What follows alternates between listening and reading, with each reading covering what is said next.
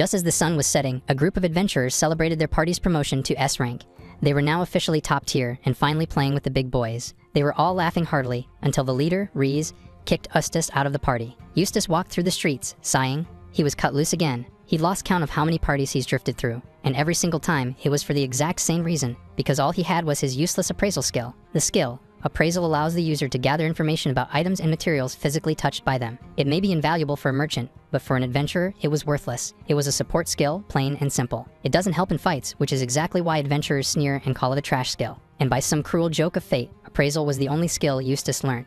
He trained in swords, spears, bows, and magic, trying to make up for his lack of skills, but he never managed to get past the beginner rank. He couldn't use any of it when things got serious.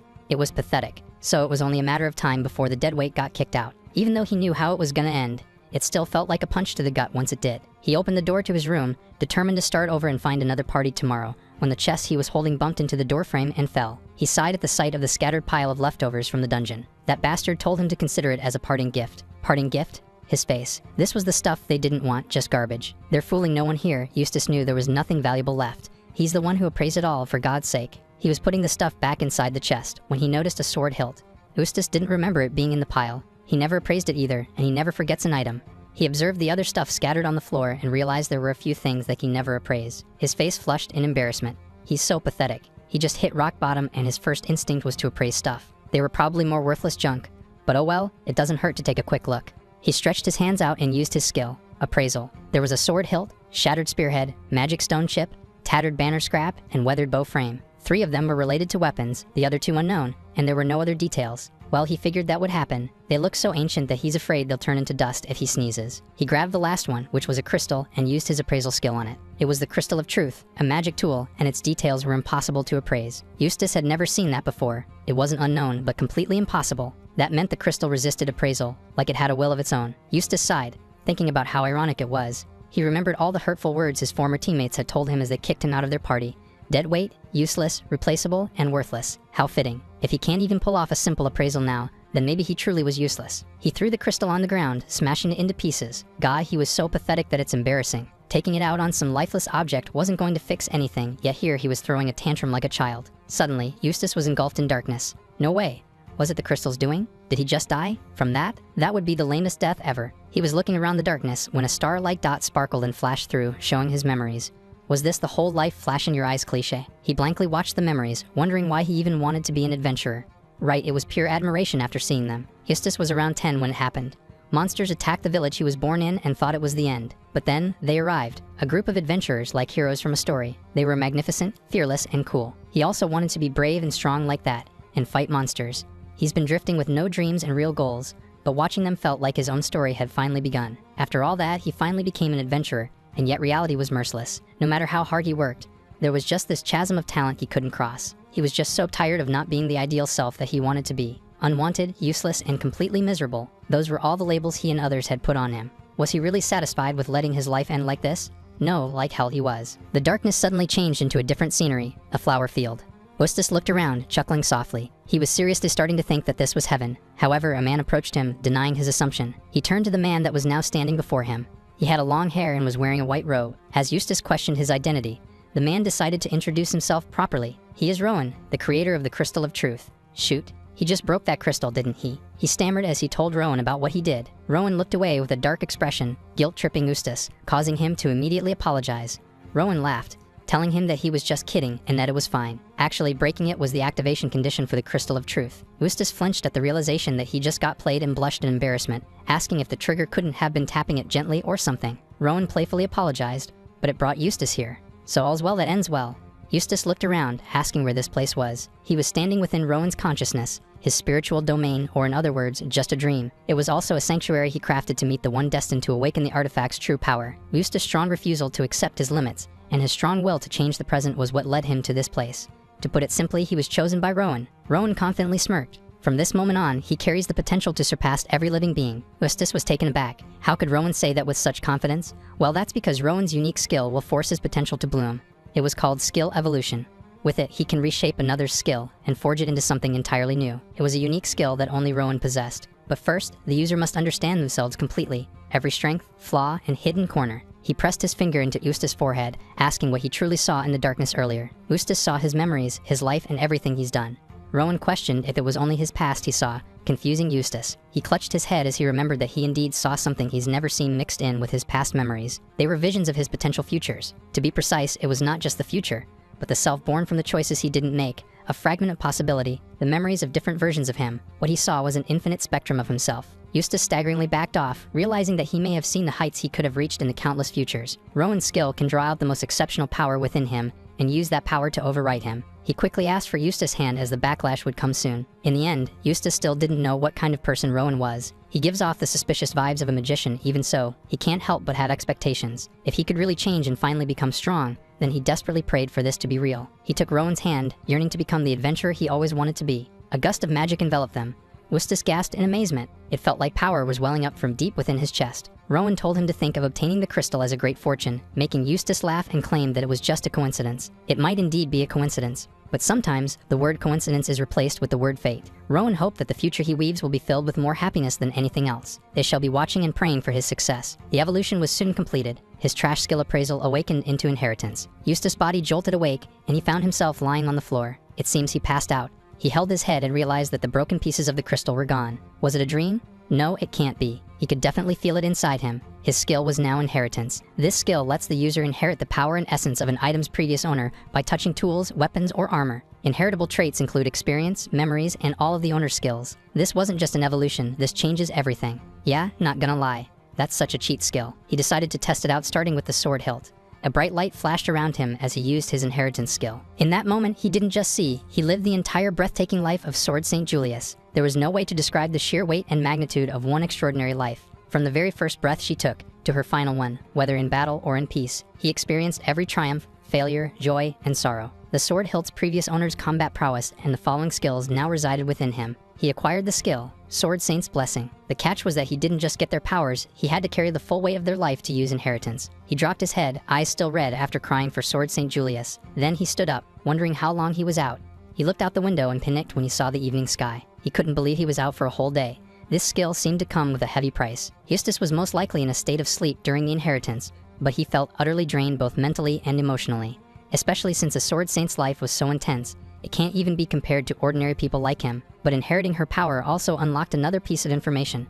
The tools in the chest belonged to the heroes who traveled together with her. Their party consisted of the Sword St. Julius, Meteor Cran, Sage Solomon, Heaven's Eye Artemisia, Saintess Freya, and the enigmatic sixth, Phantom Demon Rowan. Now Eustace understood what Rowan meant by they shall be watching and praying for his success. Surely each of them must have lived a life as intense as Sword St. Julius. Inheriting it will require considerable resolve, and it looks like it will take several days.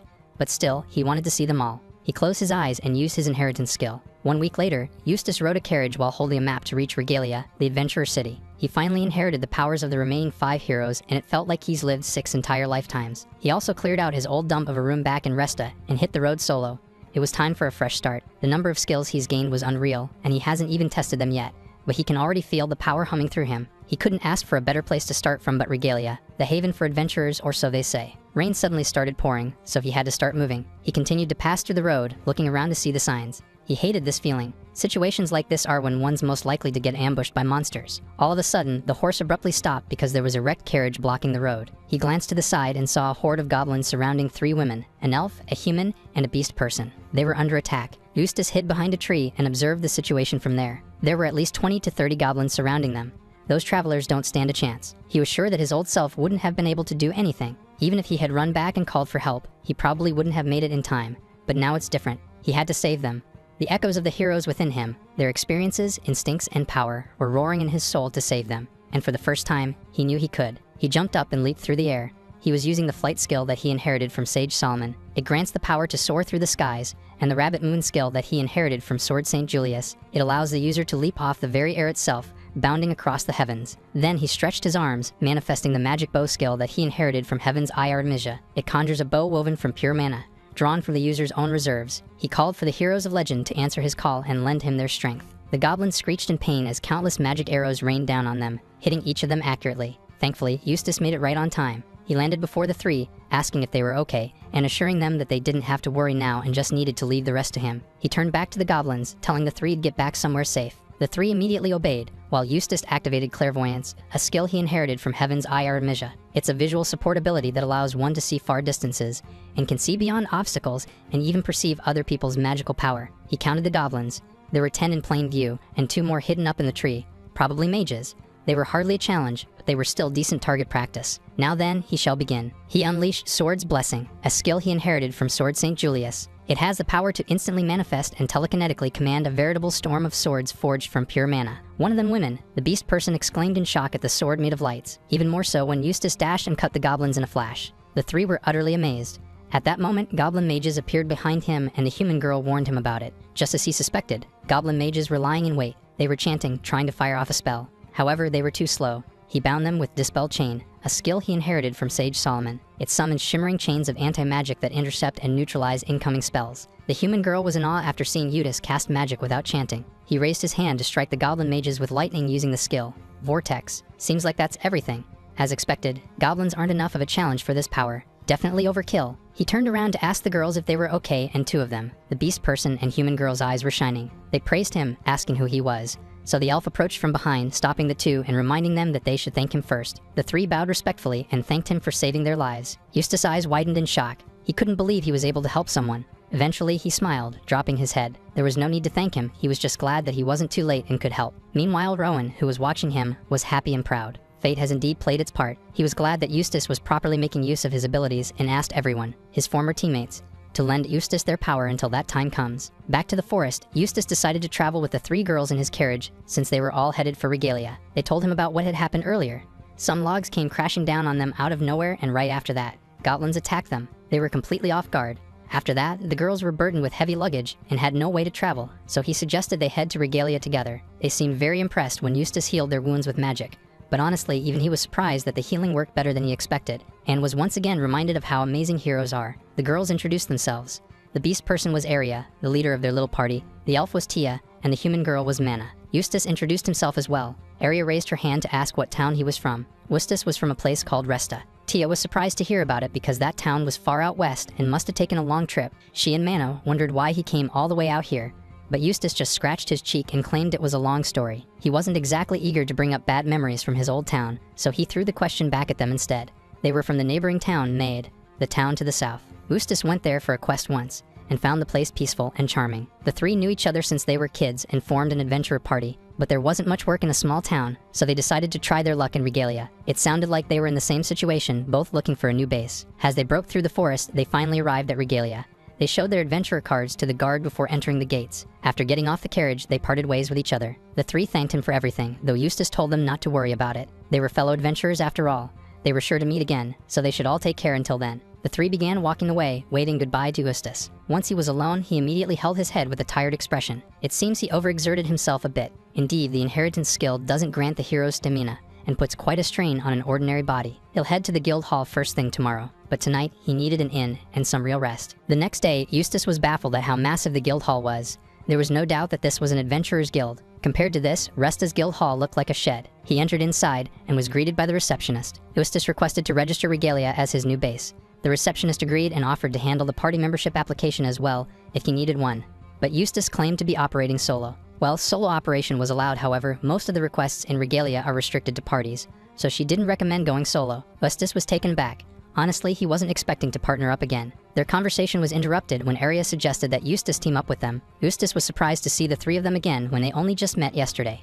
Mana explained that they overheard him just now, and it seems he needed party members. Tia apologized for eavesdropping, but they just thought it'd be really fun to adventure with him, that is, if he'd let them. The receptionist recommended forming a trial party if Eustace was okay with it. It hasn't even been 24 hours since they last came to the Garrod Great Forest, but here they were again. Well, it was the only F-rank quest on the board, so beggars can't be choosers. Besides, they've got nothing to worry about with Eustace with them. Still, Tia apologized on behalf of their party for dragging him into this, especially since it was just a trial run. Eustace assured her it was fine since he was going to take on a quest today anyway. Aria called out to Eustace, claiming that although they were just a small new F-rank party, they were going to give this trial quest everything they'd got and prove they're worthy to be his comrades. And with that, the quest begins. Eustace just laughed at how lively they were. However, even after going through the forest, they couldn't find a single one of heal grass, even though it was everywhere around Maud. In a forest overflowing with plants like this one would think they'd find at least one stalk somewhere, but there wasn't any. They needed at least 20 stalks to complete the delivery. They were doomed at this rate. Eustace stepped forward, explaining about heel grass. First, it thrives in consistently humid locations. Second, it prefers areas without too many weeds. And third, it needed a decent amount of sunlight. That's where they'll find it.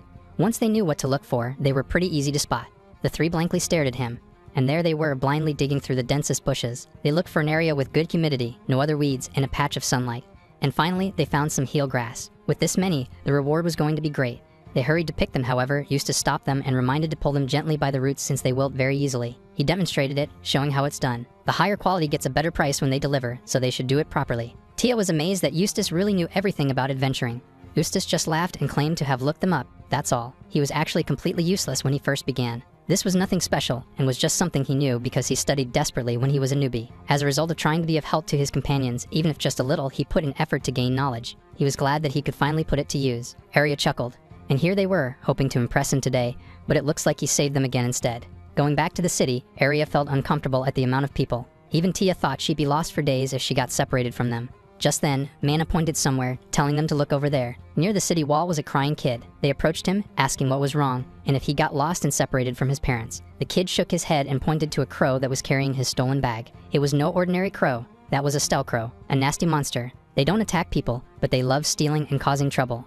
In short, they were just flying pests. The kid kept crying because that bag was given to him by his mom and was very valuable. Arya asked Tia if she could hit it with her bow from there, but hitting something that small and fast was a little much for her. She asked Mana instead, however she said the exact same thing she did. Arya gritted her teeth in frustration and shouted at the stelcrow, threatening it to come down. They tried to stop her because yelling wasn't going to help, but she still insisted on doing so. At that moment, Eustace activated his magic bow skill and patted the kid's head, assuring him that he'd get it back for him immediately, so he should stop crying. Tia worriedly asked if he could hit something that tiny and fast, but Eustace just told her to watch. Now then, he's going to retrieve that precious item for the kid.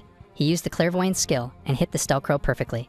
Bullseye. The three were amazed, they always are. Eustace caught the bag and handed it back to the kid. The kid thanked him and praised him for being the coolest big brother. After that, they turned the heel grasses in and wrapped the quest up. The receptionist rewarded them quite a lot for their quest completion. It was way more than Mana expected. Well, they did bring in a good loot, and they were all in perfect shape. Meanwhile, behind them, Tia nervously wondered if Eustace would say yes.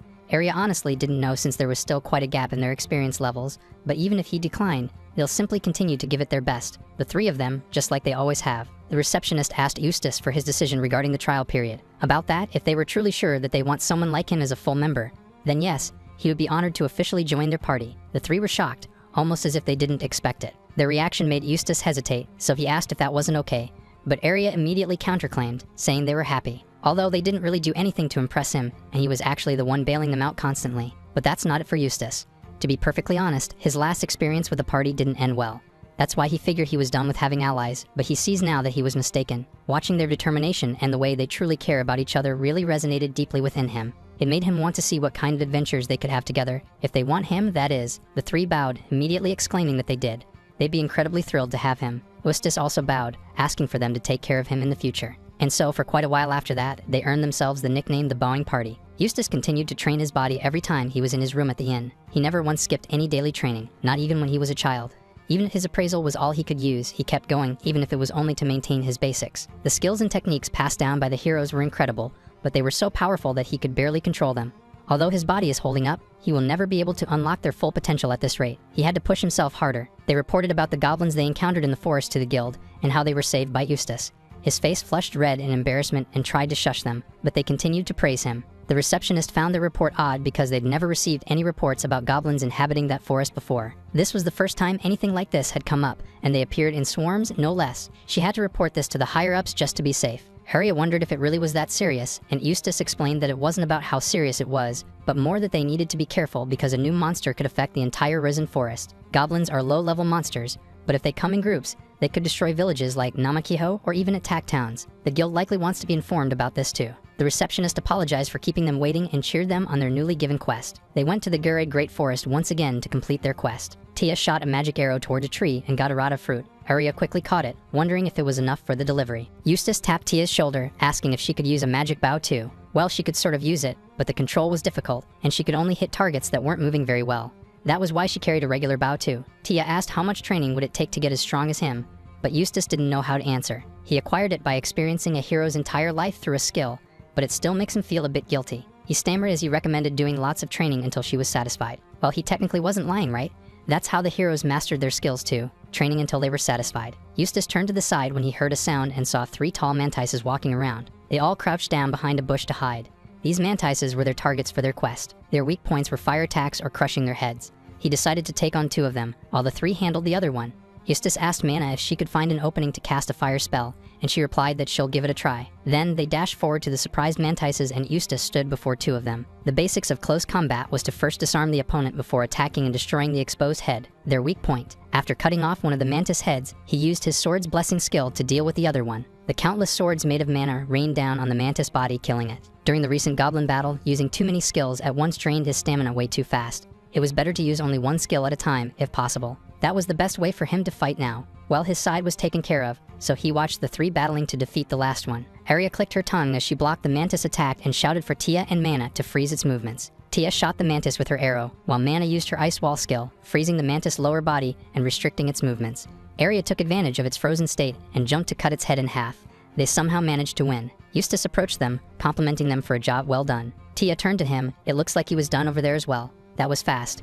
Well, he's fought a tall mantis before, that's why. Anyway, he turned to Mana and asked why she didn't use her fire magic. Mana looked down. It was because she wasn't confident that she could hit it. The thought that if she missed, she could have set the entire forest on fire scared her, so controlling it was hard for her. Still, thinking about her surroundings even while fighting was a good thing, but Eustace can't help but feel it was a bit of a waste. He wondered if Mana had never tried curving her magic or making it disappear mid-air. She wasn't aware that that was even possible, so Eustace decided to show her. He raised his hands and used his flare burst skill. Arya shouted in panic. It was heading straight for the trees. However, Eustace just smirked and assured them it was alright. His fire magic dodged and split into 3, burning the mantises nearby. Mana watched in awe, while Arya exclaimed about how incredible Eustace was. A long time ago, the great mage Solomon, known as the Sage, said that magic is the power to bring their imagination to life, and it is the mage that governs the flow of magic. What truly matters is how one chooses to wield it. That's why they learn methods and repeat them until they become a part of them. With steady, persistent efforts, even dreams can be realized through magic. Arya happily cheered after their mission report to the guild went smoothly like usual. She asked them what they were doing after this, and Tia wanted to stop by the item shop while Mana wanted to hit the food stalls since she was starving. Arya asked if Eustace was coming, but there was something he wanted to look into, so he decided to stay for a bit. They bid each other goodbye and promised to meet tomorrow instead. There was something Eustace had been curious about, so he went to the Regalia Central Library. He looked through the bookshelves, trying to find books about the sword saint or sage. But as expected, there was nothing about it anywhere. The doubts he's had ever since he inherited these powers was the fact that no one remembers the hero's great deeds today. Even though it has been several thousand years, history wasn't entirely lost. In fact, there are still some records remaining from that era. The reason must be the true source of the disasters the heroes fought against, the Cursed King. The curse he unleashed when he died must have erased the existence of the heroes from the people in the world. He felt bad for them. They were the ones who built this place, yet no one remembered them. While walking back, Arya, along with the 2 who were eating skewers, called for Eustace. Mana offered him her skewer, claiming it was seriously delicious, so he should try it. Looking at the strange and half-eaten skewer, Eustace didn't know how to react. However, he could no longer protest when Mana shoved the skewer in his mouth. It was actually delicious. Arya and Tia left to get more skewers, leaving Eustace and Mana alone. Mana called out to Eustace to get his attention and talked about how she used to admire the kind of magic that they read in fairy tales. The magic that can make dreams come true and do anything. Just thinking about it makes her heart race, but when she actually tried using magic, she realized how difficult it really was. It was nothing like in the stories, and she almost gave up. But today, after watching him, she finally understood that magic is something that makes one's heart race. So she'll train harder until she can turn her imagination into reality. Eustace agreed with her sentiments. He'll train harder too, so that he can stand proudly before the heroes living inside him. Meanwhile, at the Garrod Great Forest, a horde of goblins walked through the forest with torches. What seemed like the goblin lord snickered on top of a rock, repeatedly mumbling that he'll be ready soon. He just needed to wait a little longer, just a bit more. In the guild hall's cafeteria, where Eustace's group were eating, Eustace exclaimed in shock when he found out they were only 15 years old. It's been 3 weeks since they teamed up as a party, and they've been clearing quests so easily day after day that even this town, which once felt so new, had started to feel like home. The 3 wondered if he thought they were younger than that, but Eustace actually thought they were around 20. Tia pointed out that he didn't look much older himself, so Eustace revealed that he was 25. They couldn't believe it though. They thought he was 18 or so. How could he have such a baby face? Tell us your secret, Eustace. The distance between them had definitely shrunk, and they now feel like family. With blushing cheeks, Eustace asked what quest they should take tomorrow, when a woman's voice suddenly interrupted them, announcing an emergency quest. There was a call for help from the city of Resta as a swarm of goblins was heading towards them. She asked the adventurers to check the request immediately, so the adventurers all flocked to the quest board. Eustace and the others stood up as well to check it out, with him explaining that an emergency quest is what they send out to nearby towns when a city can't handle the situation alone. An adventurer exclaimed in shock at the number of goblins mentioned. He's never heard of 50,000 goblins gathering in one place. Even Eustace was bothered. 50,000 goblins is unusual. What in the world was happening? The receptionist approached them since they were the ones who told them about encountering the goblins in the forest. She informed them that it seemed like that was just the first sign of what was coming. According to witnesses from the unexplored lands north of here, they saw a goblin lord leading the army. A goblin lord was something that only appears once every few centuries, so this was extremely shocking. That would explain how an army of goblins this massive could have been formed. Even a great nation might not be able to defeat that number, and Resta barely had a few hundred fighters ready for battle. That must be why they sent a request for aid. Heavy casualties were expected, so the guild was asking every adventurer available to lend a hand. However, participation was voluntary, so they didn't need to worry. There are also regular quests available, so they can choose them according to their rank. Arya trembled in frustration, realizing that they just politely told them to stay out of it. Though it was understandable. Their party was F-ranked, so honestly speaking, they'd just be a burden. Well, handling regular requests is important too. Arya still felt frustrated, but that's the reality. They lack strength. Tia called out to Eustace to say something, but eventually decided against it and just bid goodbye. She's heading back to the inn for the night because it looks like things are going to get hectic starting tomorrow. The two followed her and excused themselves for leaving so suddenly. Eustace waved back at them, wondering if he made Tia worry. It seems Tia noticed that he had been watching the quest board all this time. He stood before the quest board, staring at the aid request, while listening to the murmurs of the other adventurers. The thing Tia was about to ask earlier must be whether he's going to accept the aid request. If she had asked, he probably wouldn't have known how to answer. Normally, everyone in a party takes on the same request, but there was nothing wrong with solo activities. Eustace thought about taking the aid request alone, but a 50,000 army was too much. Even though they're just goblins, the numbers are so overwhelming that he wasn't sure if he'd make it back alive. He can't just abandon the kids who had become his companions and go alone, but if he doesn't do something, a lot of blood will be spilled. He suddenly chuckled. What was he even worrying about?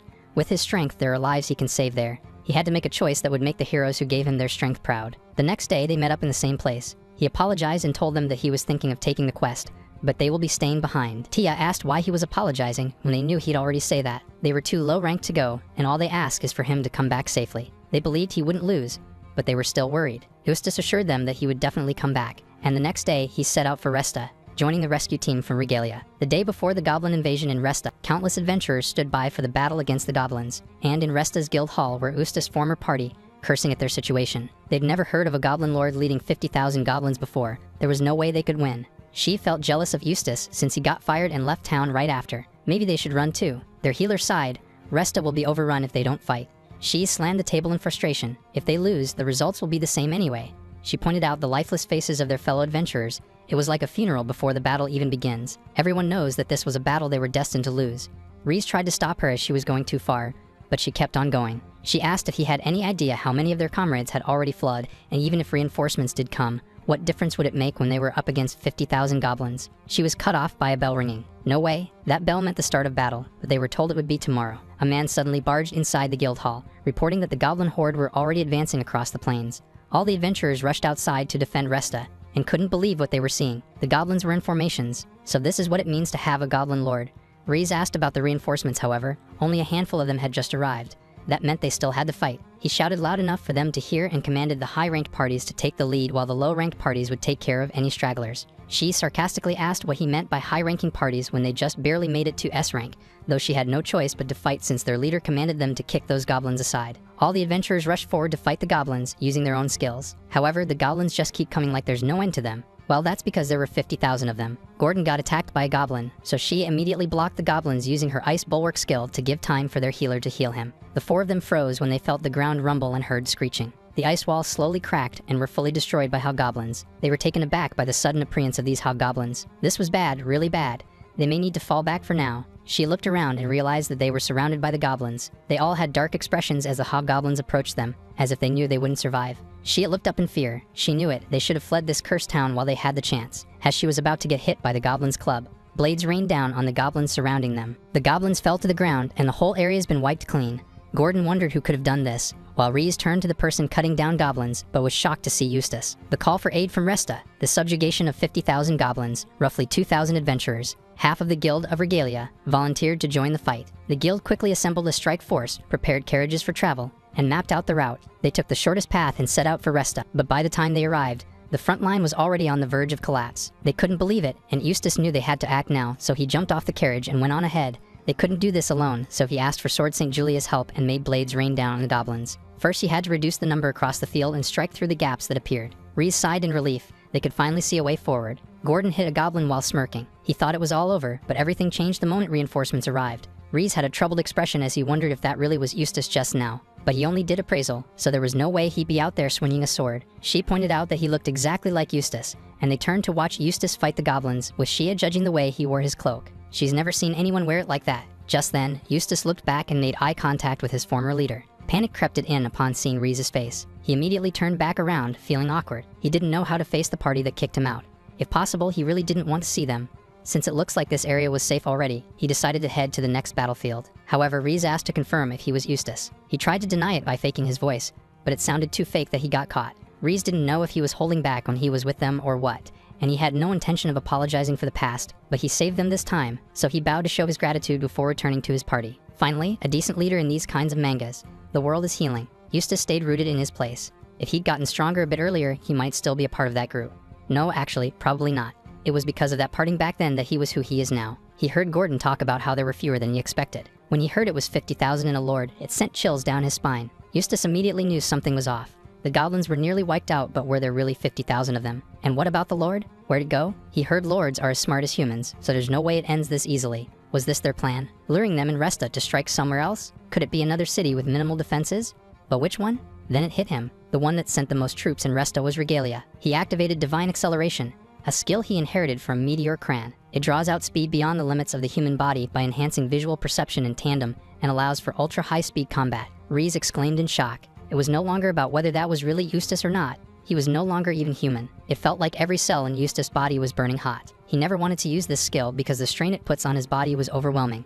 At his current level, it feels like he'll fall apart, but this was the only way. He begged the gods to let him make it in time because those kids are in Regalia too. They were waiting for him. He needed to go faster. Faster, he must go faster. He could hear Cran's thoughts. How he thought that if only he'd been faster back then, he might have been able to save Sylvia. Yeah, this was what Eustace saw during the succession. These are the memories of the Meteor Cran. Cran, who was once rode into battle as a knight of a small kingdom, had a lover whose name was Sylvia. Born into nobility, she was his childhood friend, the one he grew up with and his betrothed. He remembered seeing Cran propose to Sylvia and promised to marry her once the war against the demons was over. But that promise would never come to pass. A noble's rebellion aimed at the throne, and seizing the moment, the demons joined the coup, plunging into the kingdom, and slaughtered the people, alongside the traitors. Cran was away on a campaign abroad when he sensed something was wrong and ran with everything he had.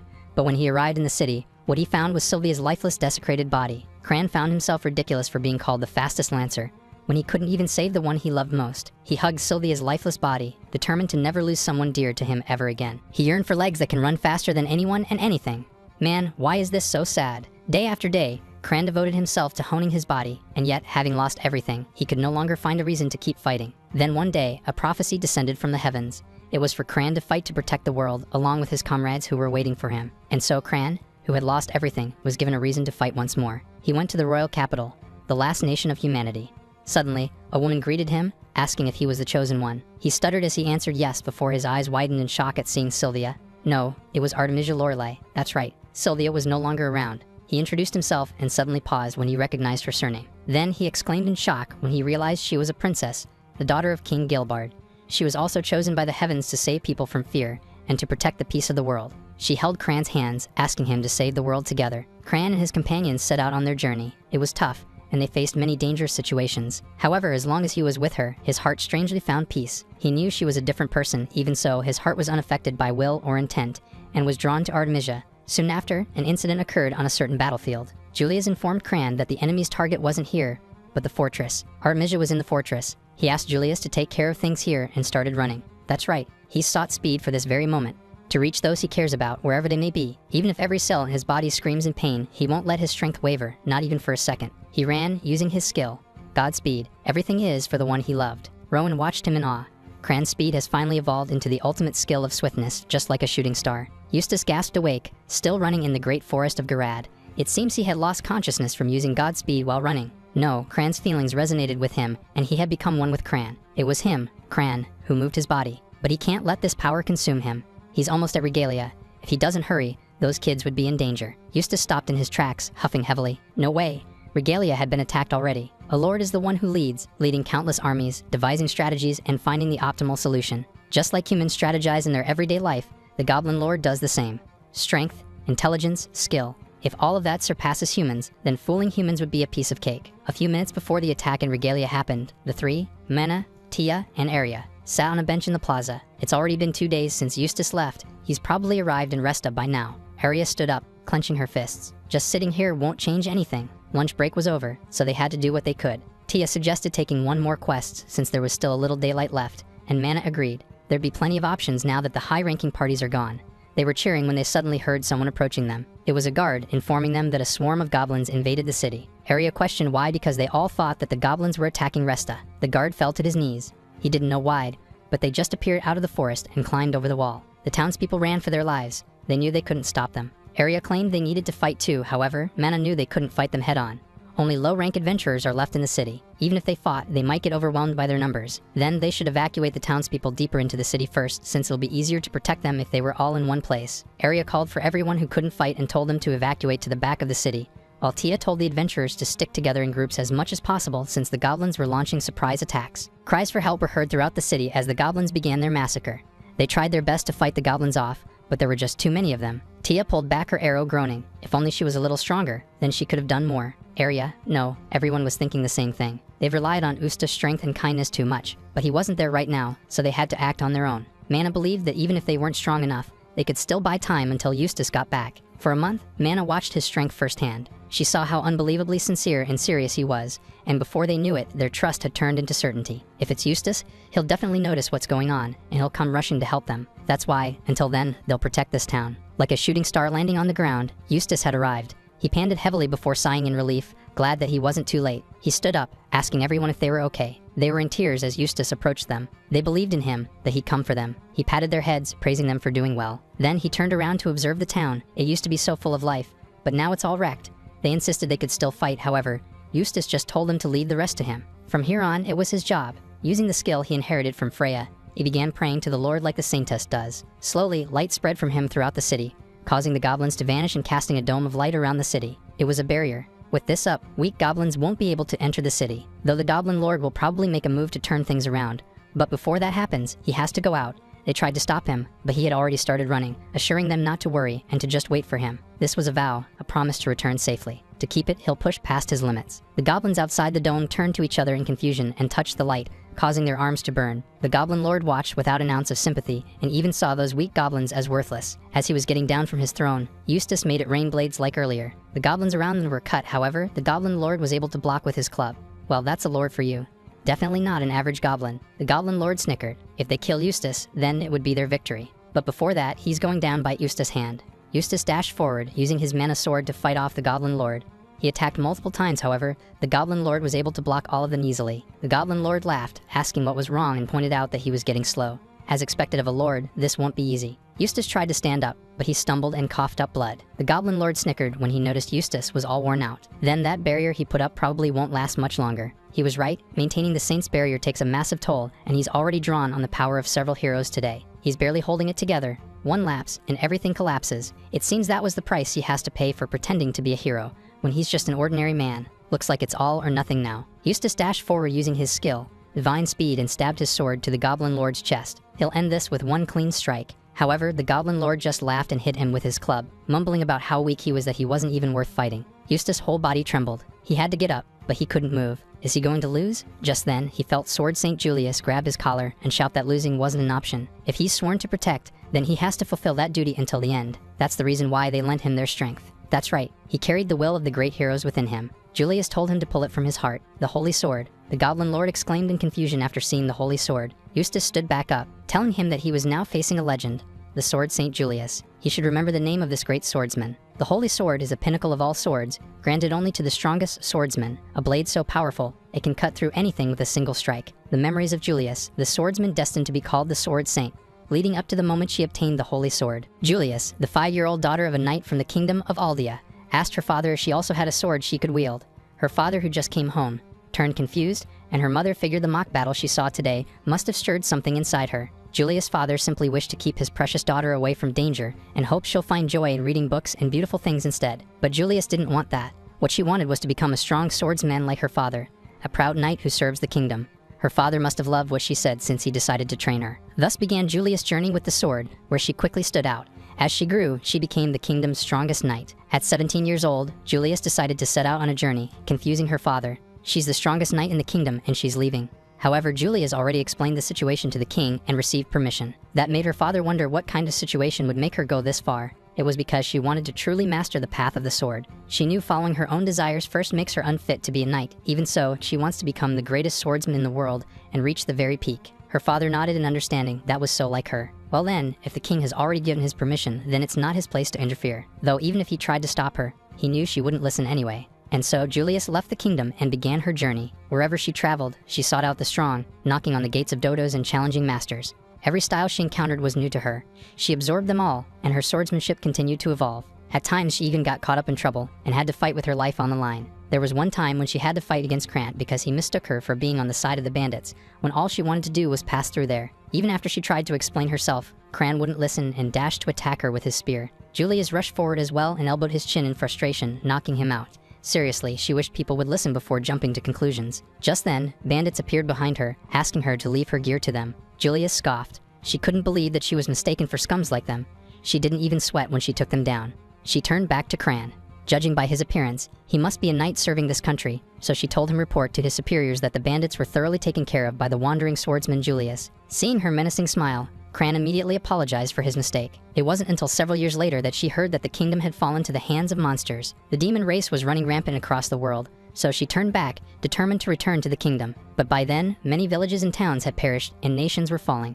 She rushed towards the royal capital. However, out of all things, she had to run into a dragon. She jumped up and swung her sword, but the dragon's scale was too tough, causing her sword to break. Julius fell to her knees, wondering if they should fall back. But if they do, the nearby villages and towns will be reduced to ashes. Even the capital might suffer damages, but they no longer have any weapons to fight with. Just then, stars shone in the sky and illuminated a sword's sheath. It shone brightly before going inside her chest and into her heart. At that moment, Julius understood that the strongest sword had awakened within her soul, that she had mastered her own path of the sword and earned the sacred blade, and that she now held the right to wield it. A voice rang inside her head, telling her to use that sword to save the world and carve a path of hope. It was a prophecy. Just like how Julius cut through the dragon, Eustace cut through the goblin lord the same way. The goblin couldn't believe it. There was no way he could lose to a mere human. But before he knew it, he had already burned to his death. The holy sword can even slay a dragon in a single strike. The goblin lord was defeated by the strongest blade in the history of mankind. The goblins began running away. Without their leader, the goblins will never regroup, and with the adventurers and those kids around, the city will be fine. He fell unconscious, finally feeling relieved that it was over. It was like he was falling deeper and deeper in the ocean until he reached the flower field from Rowan's consciousness. Just as he thought, Rowan has always been with him. Rowan had a smile on his face as approached Eustace and sat by his side. So he realized it. That day, his consciousness sank deep into Eustace's soul so they could meet and talk like this. He must be tired. No, more like totally exhausted. Well, Rowan figured that'd be the case. Then he informed Eustace that he'll be fighting against an even greater presence sooner or later. Eustace asked if it was another lord, but Rowan informed him that the goblin lord was just the beginning. From now on, the world will begin to unravel even more. Eustace wondered if that was the reason Rowan passed his legacy to him. Indeed, it was. But at the same time, it wasn't. That was just the path he chose himself, not one he let him down. It was fate. They looked at each other in surprise when they uttered the same thing. They laughed it off. It seems they were thinking the same. Eustace sat up, stretching. There really was no turning back since it's fate. Rowan agreed and told him to just think of it as a little extra push. Though it sounded like they were underselling it, it was thanks to them that he was able to fight. He was truly grateful. Rowan got up and began walking away, saying he was counting on Eustace. Rowan slowly faded away, and Eustace woke up, hearing the cries of Arya, Tia, and Mana. They cried even harder when Eustace finally opened his eyes. They were so glad that he woke up. They saw the goblins running away, but he didn't come back for a long time, and they got scared after the barrier disappeared. He raised his weak arms and patted their heads, apologizing for making them all worried. But he was here now. After the goblin incident, the people of Regalia began reconstructing the town, while Eustace stayed in the Regalia Central Hospital. The nurse crossed her arms and glared at him, asking what he was thinking about right now. Eustace mumbled it was nothing, but the nurse knew he was thinking of sneaking out again. She sighed and questioned whether he even knew of his current situation. He was seriously injured. He had a full body bruising, broken bones, and internal damage. He was lucky to even be alive right now. He should stop planning to sneak out as he needed total rest. But everyone was helping rebuild the town, so he can't be the only one just lying around. She couldn't take it anymore and hit the part of his stomach that hurt, making him wince in pain. Even if it was only a light tap, it would have still hurt. She warned him to think before he talks, especially when he looks like that. There was a limit to how much of a selfless idiot he could be. Anyway, he's not taking a single step outside until his doctor discharges him. She left the room angrily, and Eustace, who was left alone,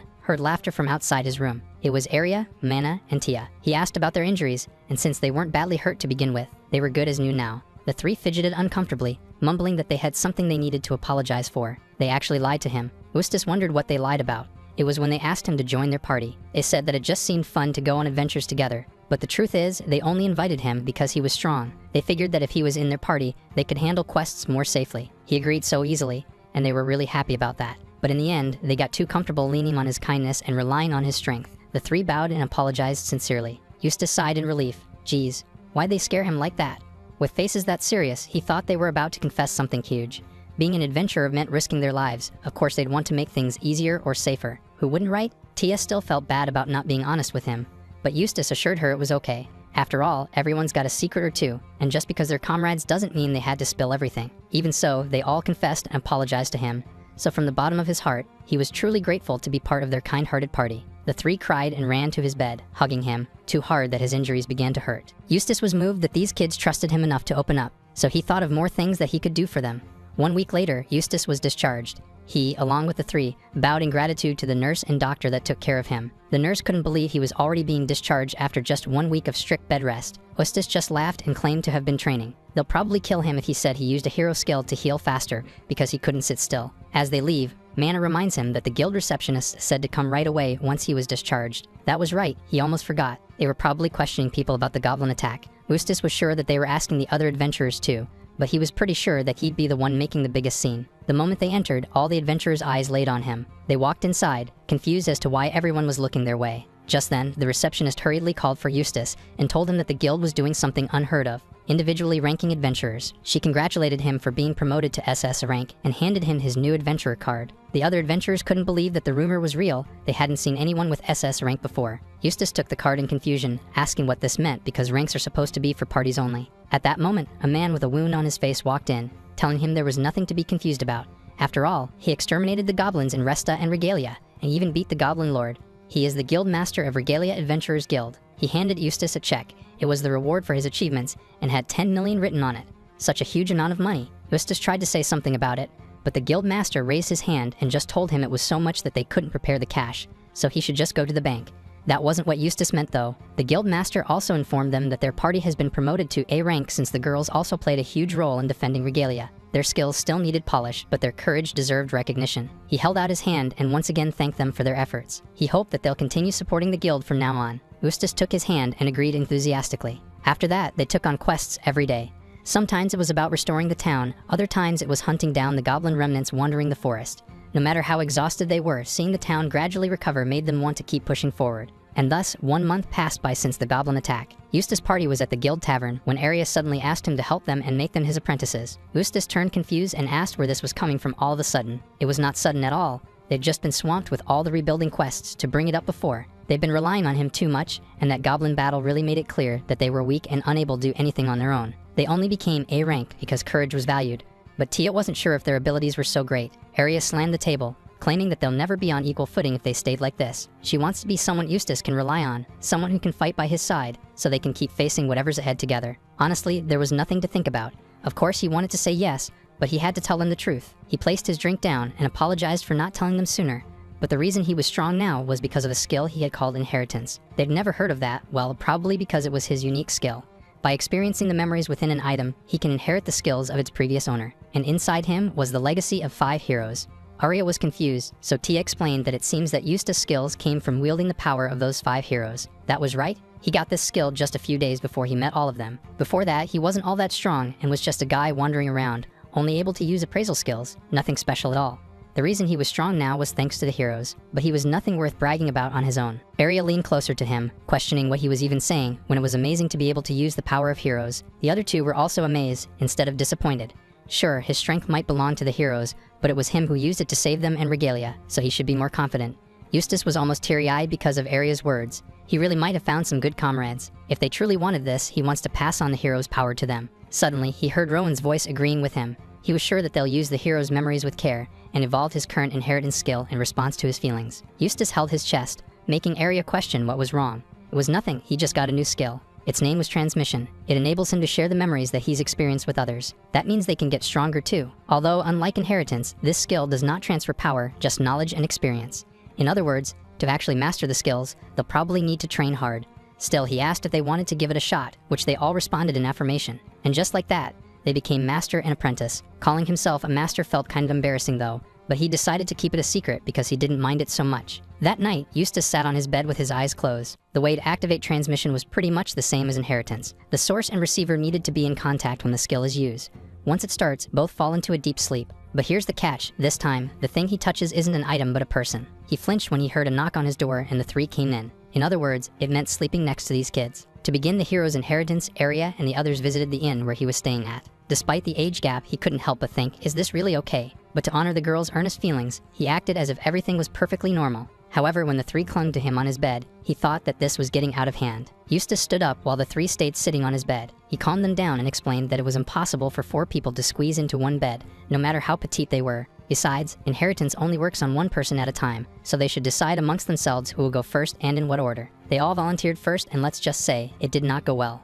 Anyway, they finally decided on the order about an hour later. Took them long enough. They agreed that Arya would go first, followed by Tia, then Mana. He told the others to rest in the same room while waiting for their turn, just in case anything happened, but the suspicious glare he got from the innkeeper was more than a little awkward. Eustace and Arya lay down on the bed, holding each other's hands. He used his transmission skill as they closed their eyes to sleep. Transmission only transfers the memories of a single individual at a time. Arya received the memories of Julius, the Sword Saint. Tia inherited those of Artemisia, the Heaven's Eye, and Mana received the knowledge of Solomon the Sage. Each of them received the hero's memories, whose abilities they could utilize the best, and he performed transmission for several days. Eustace got up, stretching, as the sunlight entered his room through the window. As usual, he trained the moment he woke up. 10 days have passed since the transmissions were completed. This room, once so noisy during the transmissions, has grown quiet. Eustace went outside for a run when he noticed Arya swinging her sword by the plaza. After learning the lies and powers of the heroes, the girls threw themselves into their training with a new dedication. Eustace approached her and greeted her good morning. Arya greeted him back, though her eyes were red and swollen, probably from crying. Eustace sat on the bench, saying he came to check her, but it seemed she was still feeling a bit overwhelmed. Arya's tears rolled down her cheeks as she laughed. She kept telling herself to get over it, but for some reason, the tears just won't stop. Well, it can't be helped. Those tears are only natural as she witnessed the entire life of a sword saint after all. Though the heroes managed to defeat the King of Curses, they were burdened by his curse and could never return home.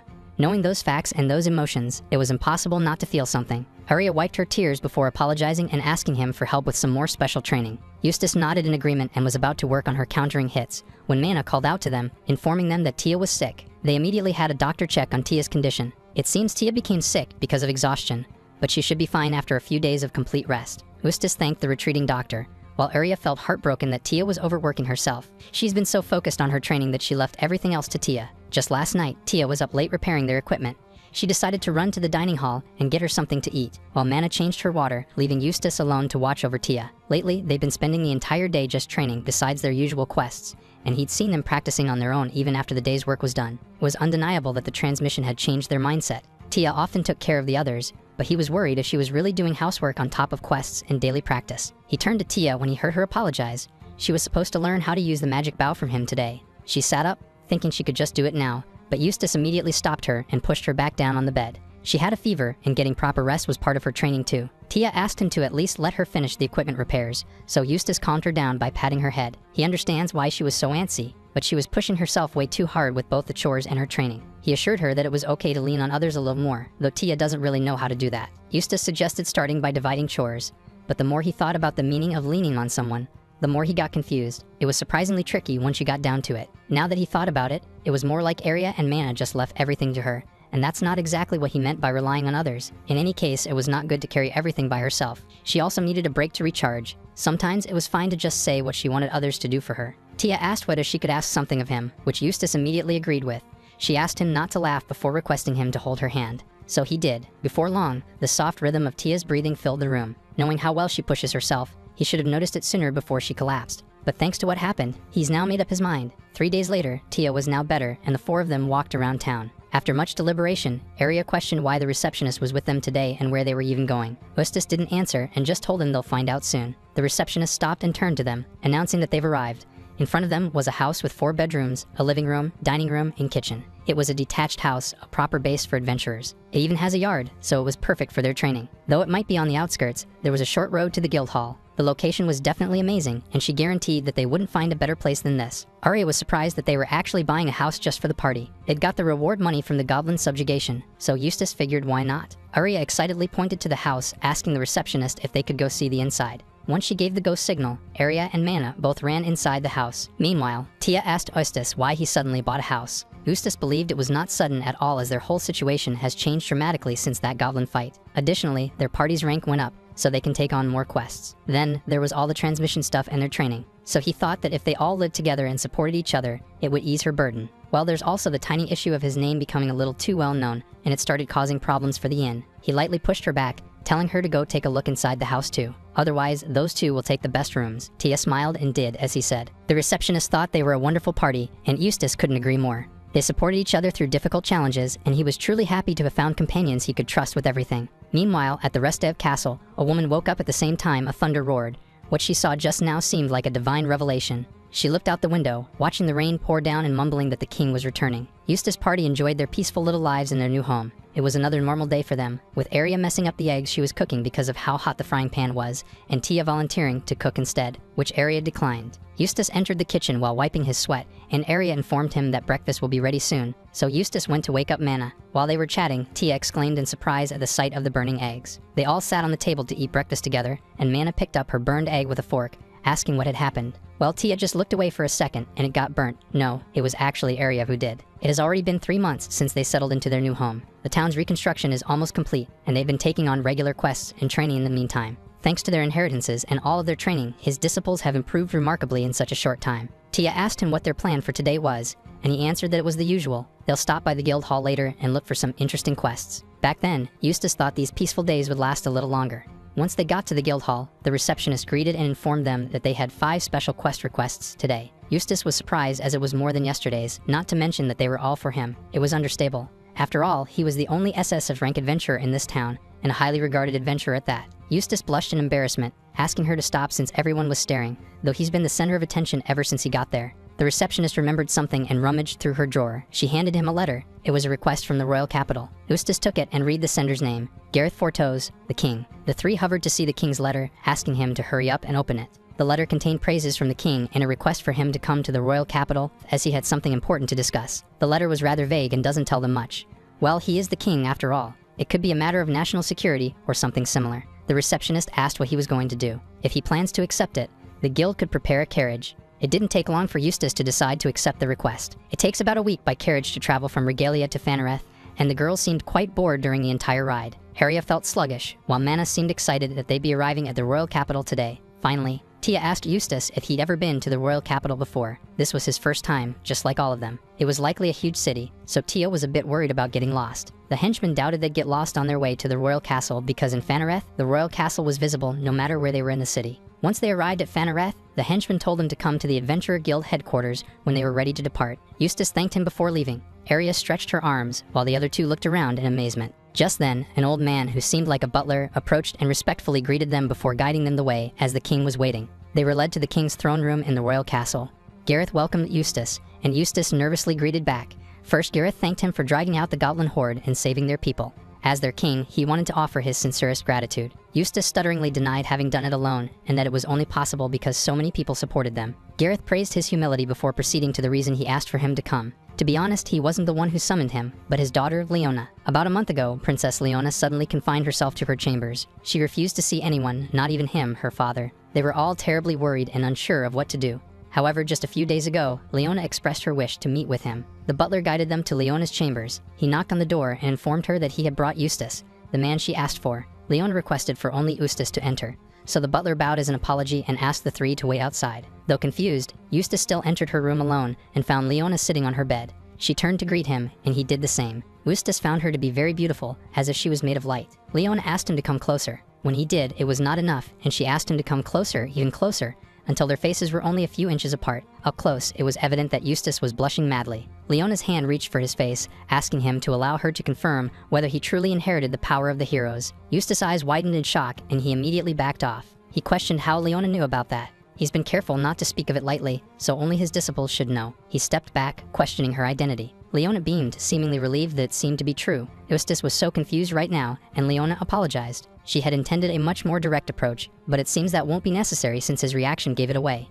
Eustace was speechless, wondering what on earth she was planning by being direct. After calming down, Leona explained that she possessed a power known as divine revelation. About a month ago, she learned of his existence through an oracle from the heavens. It spoke of someone who carried the power of the heroes. Leona suddenly lowered the straps of her dress, surprising Eustace. His heart almost jumped out of his chest 3 times already with just this interaction. But it wasn't what he was thinking. It wasn't what we were all thinking. Leona just needed him to see something. Eustace's eyes widened in horror when he saw a black sigil spreading across her chest. He's seen this pattern before. It was the same one that appeared at the end of the heroes' memories. It spread across their bodies and drained the life from them. Eustace asked if that was a curse, and Leona nodded her head, informing him that the King of Curses is trying to revive. Thousands of years ago, there was an entity who manipulated the demon lord from the shadows, seeking to drive humanity to extinction. That was the King of Curses. But he didn't understand. The King of Curses was supposed to have been defeated by the heroes. Leona fixed her dress and agreed. However, the King of Curses was a being akin to a spirit. Just as spirits of nature arise from overflowing magical energy, the King of Curses, too, slowly rebuilt himself across the ages. Magical energy born of grudges and hatred were the source of the King of Curses' power, and it will be generated endlessly as long as humanity exists. Leona suddenly winced in pain, so Eustace worriedly approached her. Once this sigil covers her entire body, she will die. But this was merely the beginning. If the King of Curses revives, it will not end with her. She grabbed onto Eustace's cloak and begged him to save this country, no, the world. Thank you for watching, guys. I hope you love this manga. Have a good day.